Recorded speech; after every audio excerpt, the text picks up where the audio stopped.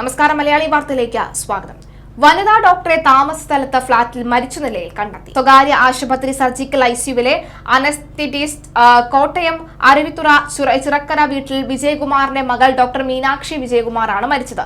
35 വയസ്സായിരുന്നു. 2 വർഷമായി ഇവർ ഒറ്റയ്ക്ക് താമസിക്കുന്ന മാരമ്പിള്ളി കുന്നുവഴിയിലെ ഫ്ളാറ്റിലാണ് മരിച്ച നിലയിൽ കണ്ടെത്തിയത്.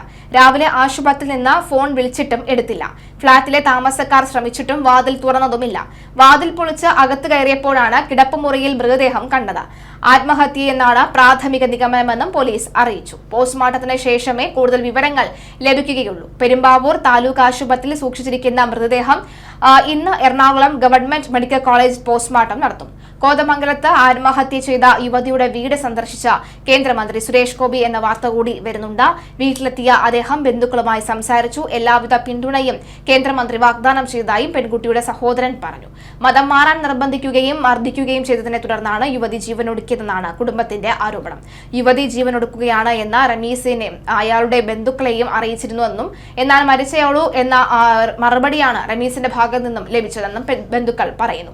സംഭവത്തിൽ NIA അന്വേഷണം ആവശ്യപ്പെട്ട് കുടുംബം കഴിഞ്ഞ ദിവസം മുഖ്യമന്ത്രിക്ക് നിവേദനം നൽകിയിരുന്നു. റമീസിന്റെ പിതാവ് റഹീം, മാതാവ് ഷെരീഫ എന്നിവരെ കേസിൽ 2ഉം 3ഉം പ്രതികളാക്കാനാണ് പോലീസ് ആലോചിക്കുന്നത്. തന്നെ ആത്മഹത്യയിലേക്ക് തള്ളിവിട്ടില്ല എന്നതിന് റമീസിനൊപ്പം മാതാപിതാക്കൾക്കും കൂട്ടുകാർക്കും പങ്കുണ്ടെന്ന യുവതി ആത്മഹത്യക്കുറിപ്പിൽ പറഞ്ഞിരുന്നു. മതം മാറാൻ സമ്മതിച്ചിട്ടും മാതാപിതാക്കളടക്കം ക്രൂരതയോടെയാണ് തന്നോട് പെരുമാറിയത് എന്നും കത്തിലുണ്ട്. റമീസ് യുവതിയെ വീട്ടിലെത്തിച്ച് മർദ്ദിച്ചപ്പോൾ മാതാപിതാക്കളും സുഹൃത്തുക്കളും ഇവിടെ ഉണ്ടായിരുന്നെങ്കിലും അവർ തടഞ്ഞില്ല എന്ന യുവതി തന്റെ പെൺസുഹൃത്തിനോട് വെളിപ്പെടുത്തിയിരുന്നു.